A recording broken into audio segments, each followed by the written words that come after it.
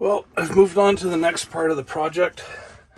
The gap that I had right here, what I ended up deciding to do was I just took an angle piece and I put one on the inside and I put one on the outside, and I screwed them together, and in between the two I filled it with I just smeared the body filler around, and I filled the hole right down there.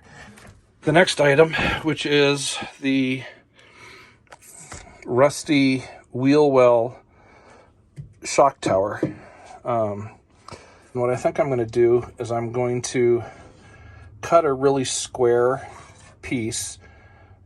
I'm not going to cut this part out. I brushed it and I painted it with Rust Reformium primer.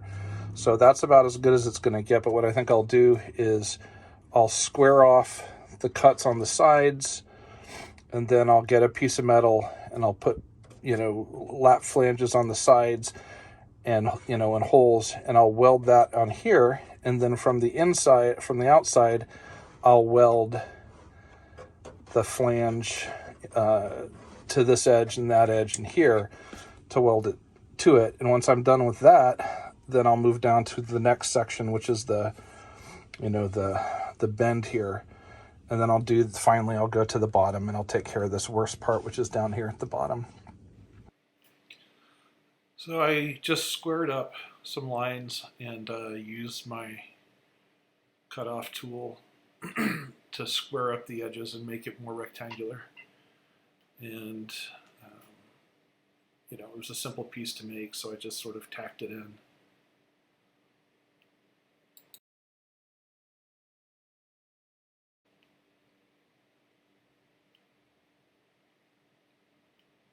These edges aren't sealed.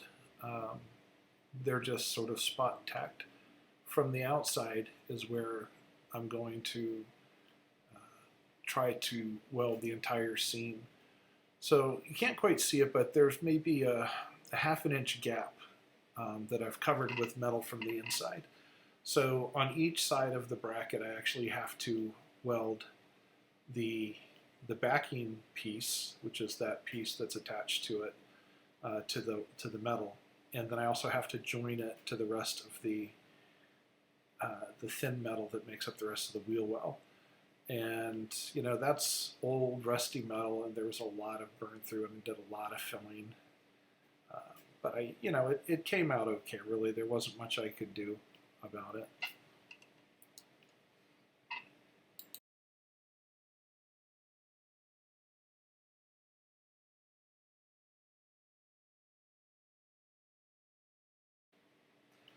The stitch welds across the top worked out pretty good, but as I was cleaning it, I found another pocket of rust and had to cut a little bit of the metal away. And instead of trying to put a small piece in there, I ended up just tacking it to the backing sheet that was under the bracket on the outside. After that, I cut the bottom of it flat. The piece that I made, I didn't make big enough to go all the way down. So I'm just going to have to fit a tiny little piece in right there.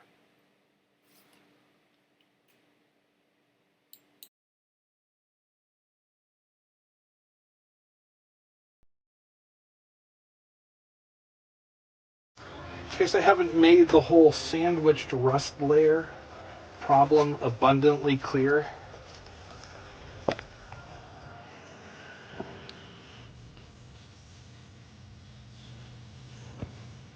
look right here. You can see the outer layer of metal, the inner layer of metal, and the rust right in between.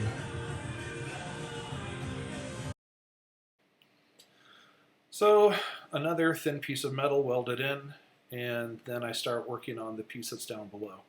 Now here's something I just can't figure out. That metal that I'm working on, I've cut all the way through the inside thin piece, and that's just a single piece of steel that's welded to the mounting shock tower. And I've got it cleaned, and then I paint it. Later in the video, you're going to see something really strange come out of that. And I'll bring it up again when I get there. But back to just continuing to weld in the seam. This time what I did is I cut a lot thinner when I cut right here. Like I'm cutting right next to that secondary piece of metal to try to have a smaller gap so that I have just a single point that I can spot weld rather than having to do a kind of a channel. Didn't work out, but it's what I tried.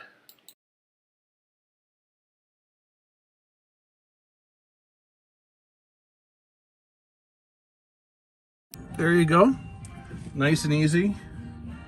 Well, got the slits cut on the outside right down to the bottom. Now I'll go inside, zip it off across the top and the bottom.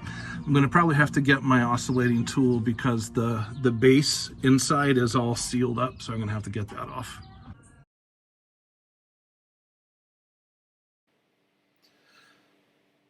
This part of the video, I spend more time on the part because I really wanted to show you how awful the rusty metal is here due to the fact that it was sandwiched. You know, here what I'm trying to do is I'm trying to cut the innermost piece of metal off, which is almost completely rusted through in most of those spots, trying to preserve the backing plate that's behind this piece of metal that's connected to the shock tower. Unfortunately, even the backing plate was rusted all the way through and I had to replace it as well later in the video.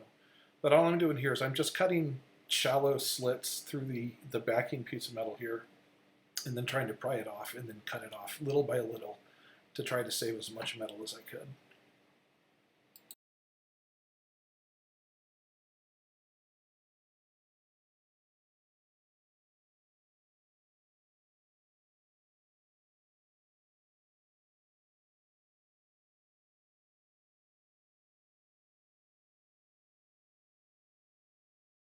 The spot weld that they welded the outside bracket, that spot weld has penetrated all the way to the inner two pieces of metal.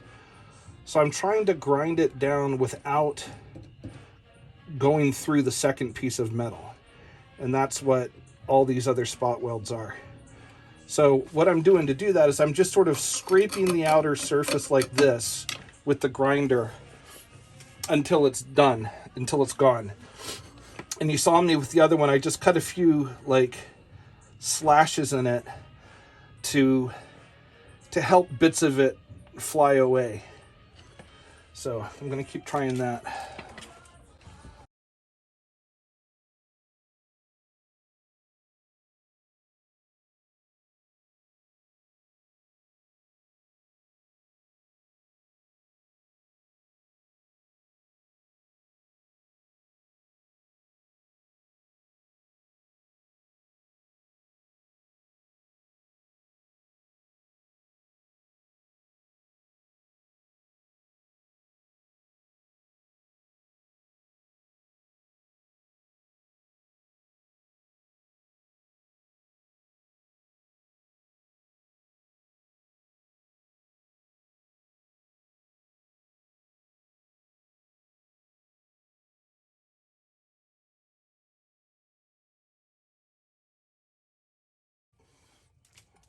I was afraid of this.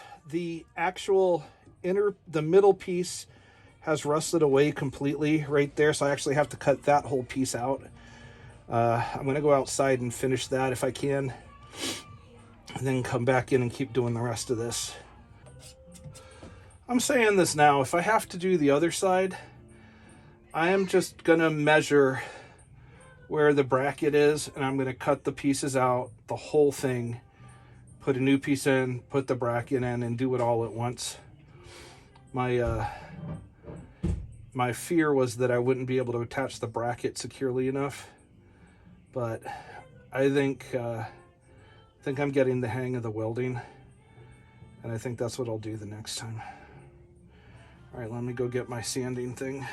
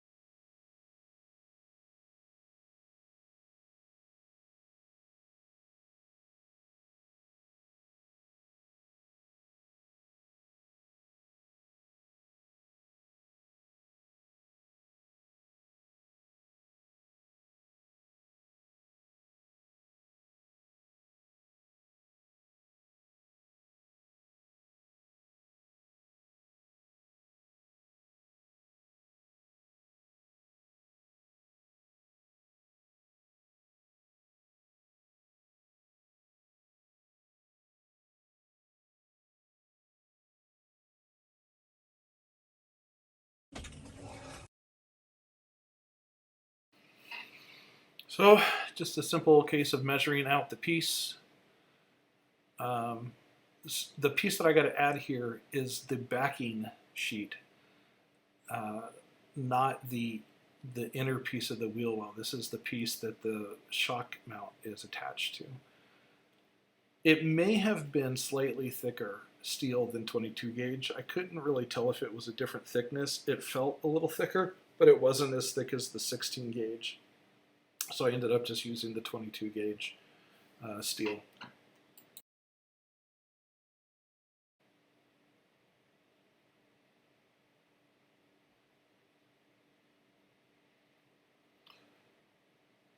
And some more cutting, more measuring, then cutting. Measure twice, cut once. Doesn't matter. I have like some weird dyslexia that makes it so that I think that it's measured correctly and it still isn't. I decided that I would temporarily attach it with screws to hold it in place. Drilling through the brackets actually was a pain in the butt. They were pretty thick. Later, I had to drill a lot to make welding spots. Here, I'm trying to cut along the top so that it matches the piece of metal, but it was just wildly, completely wrong when I did it. There will be a big gap, but it turned out to be not a problem when I fixed that. But again, this piece was spot welded to the brackets, so I had to clean the remains of that metal off the bracket so there wasn't a bump. So the other piece of metal would sit flat against it.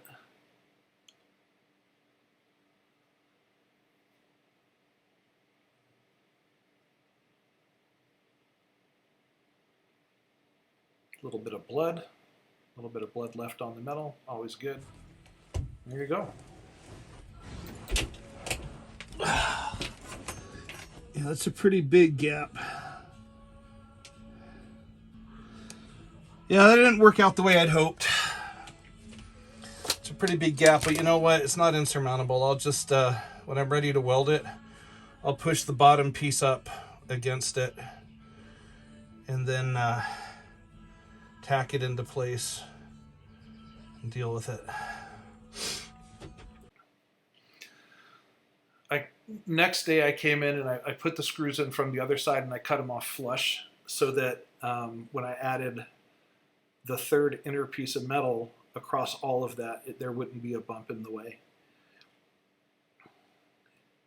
And then I used those holes as spot welds. So right here, and I think I talk about it later, but I'm welding between the gap against the back of the bracket, and then I'll grind this down again flush. But basically, this is me making sure that the bracket itself, first of all, that the bottom piece of metal stays in place, but also that the bracket itself is connected to this piece of metal as it is to the piece above it.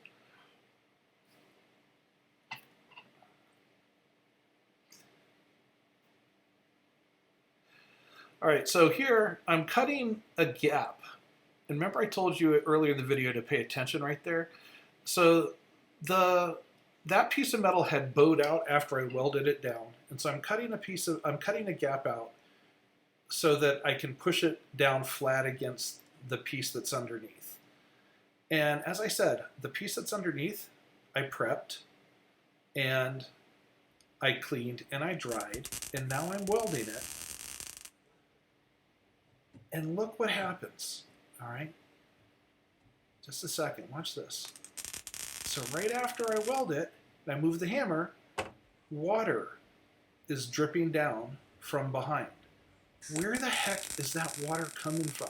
The only thing I can think of is that I'm kind of right next to one of the brackets, and that water had seeped in that was causing the rust, and was trapped in there. And then when I did the welding, I must have ruptured the other piece of metal. I must have burned through and released that water, and the water came dripping down. I have no idea where else that water could have come from. There's a big gap underneath that. So any water that was up there could have just poured out. It had to have come from inside that other piece of metal or from between the metal and the bracket. It's the strangest thing.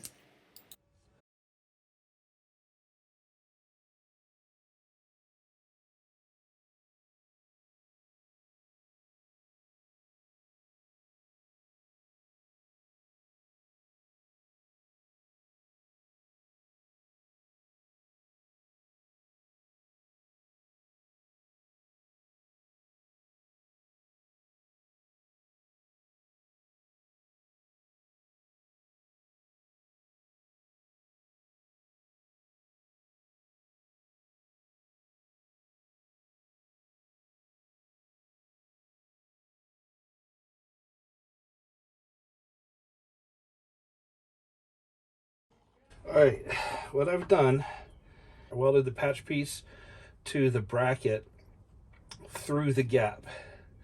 And I've got some sheet metal screws attached from the outside and cut off flat here so that they won't be in the way. Okay. So then what I'm going to do is when I put a piece of metal over this, I'm going to weld through this gap to the piece of metal, and that'll join this gap. It'll also join it to the piece of metal, and then I'll weld across the top here. I cut a slit because this was bulging out, and it still is a little bit right here, and whenever you got a gap like that, it blows through. But I cut a slit and I pushed the metal inward against the backing piece, and I made the gap wider, so I was able to weld through the gap to hold those both pieces against it, and that solved that problem. So I've got my piece made. I am almost out of gas though, and it's the 4th of July weekend, so I don't think if I run out of gas that I'm going to be able to get any more before Monday, which kind of sucks.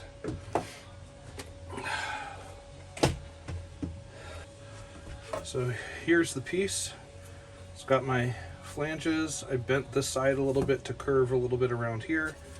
I've got a little tongue that I'll stick down through here.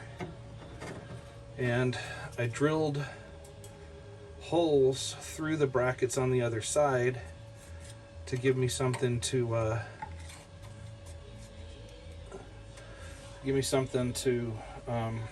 do spot welds with.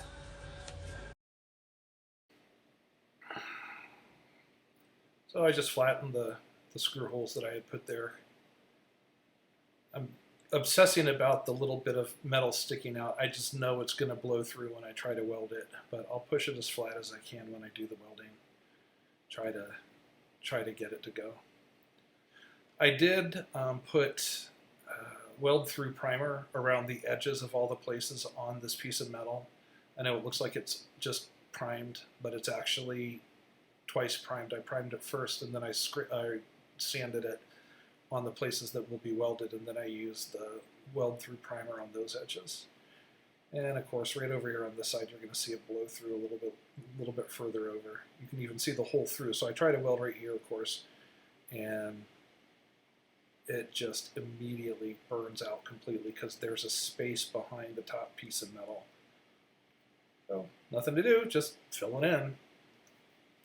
Getting better at that. I watched the Mike FN video again, and I noticed that when he needs to fill in a hole, he'll weld on one side, then he'll weld on the other side, and he'll keep doing that until he can drag the weld across.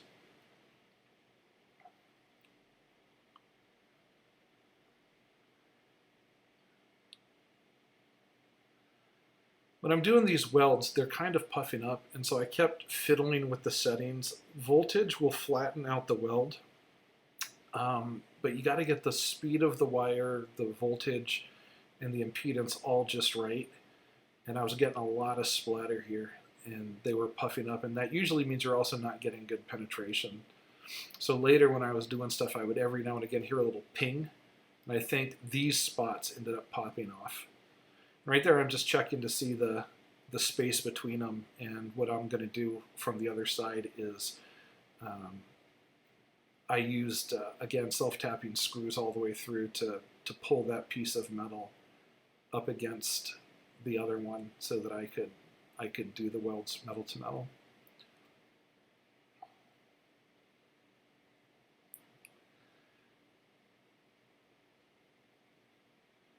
The welding went a lot better on this side, but again, and I don't know if it was contamination in the metal, some parts would just go perfect.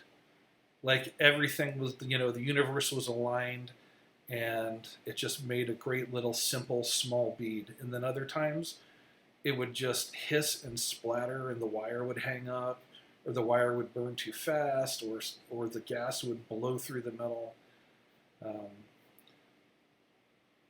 I don't know if the machine itself has an issue, or if I'm, while I'm holding this hose, maybe I'm kinking the wire and I'm restricting either the gas or the wire being able to slide through. For some reason, the camera keeps shutting off. Not sure why. Anyways, I got the seam welded across mostly, and I've started welding up. The gas seems to be holding up so far, but it's got to be just about out. But I'm not getting that dished weld look that I get when it gets really low. So I'm just gonna go get a wire brush, wire this off, and I'm gonna keep working on this seam until I'm out.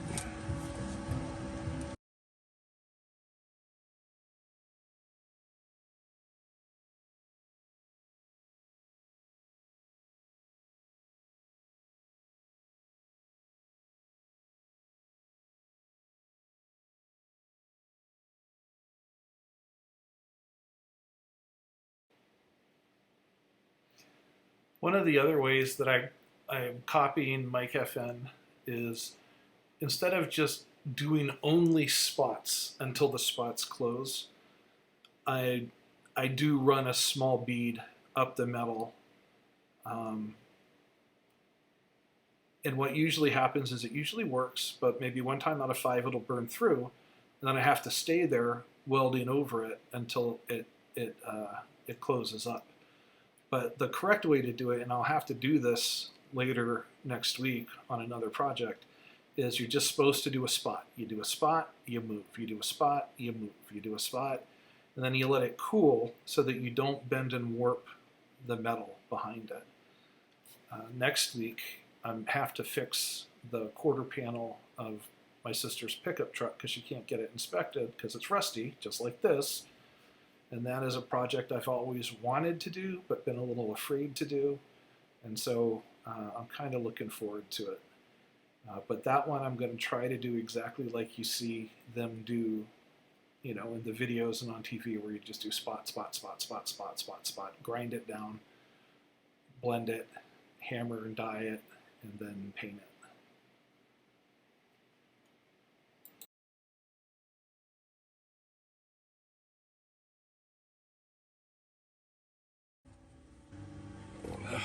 Wow. Against all expectations, I pretty much finished this outside seam. I can still see there's parts that aren't, but I'm going to grind it first to expose the parts that really need it. For now, oh, I just heard something crack too. Hopefully that cracking I hear is the tacks that I put on the inside to hold it in place. I'm going to widen out these 4 spots and then try to spot weld those. You remember, if you watched one of my earlier videos of me trying to attach the rocker panel, for lack of a better word, under the propane tank section, that my spots would keep popping. And those are spots that I had cut out with the hole cutter and then just welded from one piece to another. Here, these are fairly thick pieces of metal. The holes are a little bit deep. So what I'm trying to do is use a beveled bit, like a hole bit, or this countersink bit, to try to widen the outermost piece to get it to get more metal exposed, and also angle it all the way down with the hopes that if I start deep in the hole at the back with my arc, then I can slowly fill the hole in. Unfortunately, when you weld, sometimes you'll see your arc kind of jumps off to the side because the metal is attracted to the ground. So I don't know if this worked. If I have time, I may, if I can see the spot on the inside, maybe I'll drill one and have a look and see if it went all the way through. These spots have to be strong because this is what's holding the shock tower to the wheel well. So I did my best to make sure that I had a lot of meat to attach it to, and all the way through all 3 pieces of metal. And hopefully that'll work. It seemed to. I mean, I was pretty happy with it when I did this. It seemed like it went all the way through. When I looked on the inside, it looked pretty good. I saw good penetration, although right here I'm seeing rust. So I cut through and I see rust all the way through the metal, but when I got the whole bit on there and made it wider, I saw lots of clean metal, which made me happier, so I did, and welded directly to that. And so when I start this, I just stick the welding wire all the way against the back and start the arc there. And you can kind of see it'll jump around a little bit, but then you can see that it, right here I'm actually welding over the hole from the inside. I'm doing that thing I mentioned earlier where you weld one side, you weld the other, you weld the top, you weld the bottom, and then you drag the pool from one to the other and it closes it up. But here I stick the wire down all the way inside, and once it starts at the back, then I start just moving it around and filling it out, connecting to all the pieces of metal.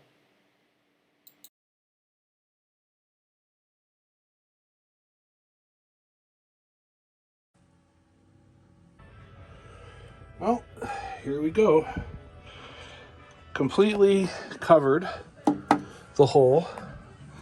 I've got a gap down here that I'm going to fill in with sealant. I'm not going to weld that because I want any liquid that splashes up, I want to be able to drain down from the outside.